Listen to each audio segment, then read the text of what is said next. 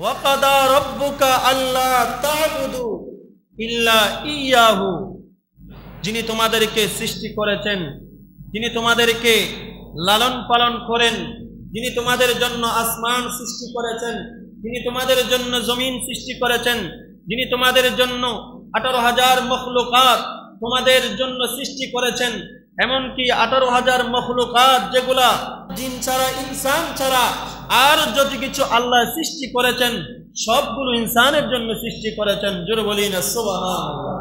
সেই জন্য আল্লাহ এগুলো আমাদের জন্য সৃষ্টি করেছেন। জোরে বলি না সুবহানাল্লাহ। আল্লাহ বলেন, ওগো বান্দারা, আমি তোমাদের জন্য সবকিছু সৃষ্টি করেছি একটাই কারণ, সেটা হলো তোমরা আমি রব্বুল আলামিনের ইবাদত বন্দেগী করবে, আর কারো ইবাদত বন্দেগী করবে না। তোমরা আমি রব্বুল আলামিনের সৃষ্টিকর্তার ইবাদত বন্দেগী করবে। জোরে বলি না সুবহানাল্লাহ। তারপর আরেকটা তো বলেছেন, ইল্লা ইল্লাহু ওয়া বিল ওয়ালিদাইনি ইহসানা। সৃষ্টিকর্তার ইবাদতের পরে আরেকটা ইবাদত রয়েছে, সেটা হচ্ছে ওয়াবিল ওয়ালিদাইনি ইহসানা। তোমরা পিতামাতার সাথে সৎ ব্যবহার করো, পিতামাতার সেবা করো, তোমাদের আম্মা আব্বার সেবা করো। তোমরা যখন তাদের সেবা করবে, আমি রব্বুল আলামিনের ইবাদত আমি তোমাদের আমলনামার মধ্যে লিপিবদ্ধ করে দেব। জোরে বলি না সুবহানাল্লাহ।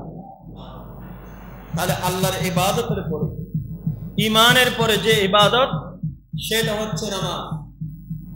তারপর যে ইবাদত আল্লাহ কোরআনে কারীমের মধ্যে উল্লেখ করে দিয়েছেন, কারণ আল্লাহই জানে বান্দা পৃথিবীর জমিনের মধ্যে এমন কতগুলো বান্দা থাকবে তারা মা বাবার নাফরমানি করবে। সেই জন্য কোরআনে কারীমের মধ্যে উল্লেখ করে দিয়েছেন, ওয়াবিল ওয়ালিদাইনি ইহসানা।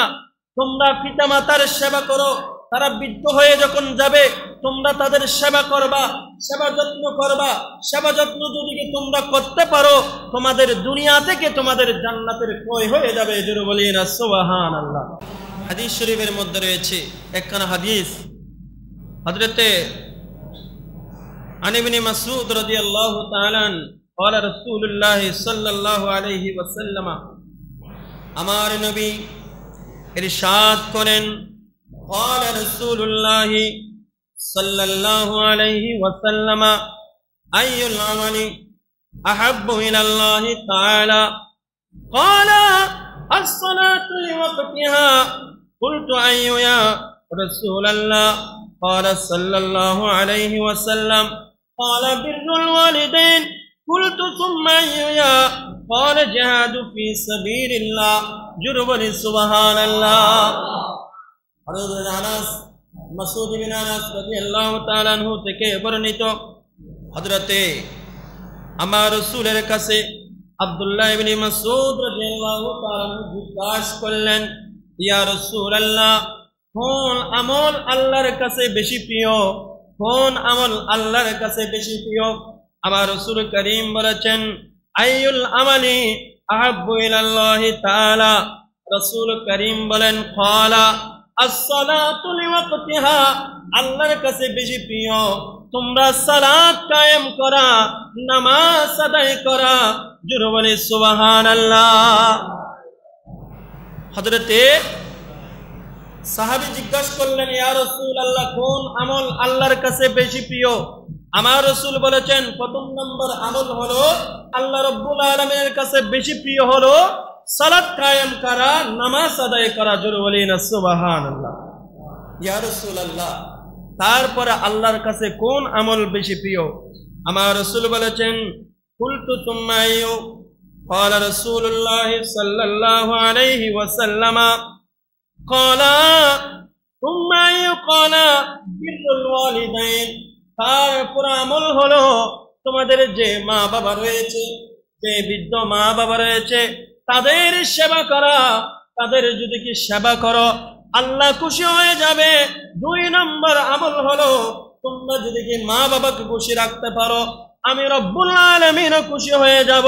জোরে বলে সুবহানাল্লাহ। তাহলে 2 নম্বর আমল আল্লাহর কাছে বেশি প্রিয়, যারা মা বাবার সেবা করে, মা বাবার সেবা করতে পারবে, এটা আল্লাহর কাছে বেশি প্রিয়। 2 নম্বর আমল হলো মা বাবার সেবা করা। সাহাবী আবার জিজ্ঞাসা করলেন, ইয়া রাসূলুল্লাহ, 3 নম্বর আল্লাহর কাছে বেশি প্রিয় কি? ক্বালা আল জিহাদু ফি সাবিলিল্লাহ, যারা আল্লাহর রাস্তায় জিহাদ করবে এটা আমার কাছে বেশি প্রিয়। জোরে বলেন সুবহানাল্লাহ। জিহাদ, শুধু জিহাদের মধ্যে অনেক জিহাদ রয়েছে। নিজের নফসের সাথে জিহাদ করা, নিজের নফসের জিহাদ বড় জিহাদ। ঠান্ডাকালে, শীতকালে ঘুম থেকে উঠতে মন চায় না, শয়তান ডিস্টার্ব করে, শয়তান ডিস্টার্ব করবে। আপনি যদি জোরপূর্বক উঠে চলে আসেন, এটাও নফসের সাথে জিহাদ। আপনি খারাপ কাজের মধ্যে লিপ্ত হচ্ছেন, শয়তান আপনাকে ওয়াসওয়াসার মধ্যে ফেলে দিয়েছে, খারাপ কাজ থেকে আপনার নফসকে ফিরে আনা, এটাও হচ্ছে জিহাদ।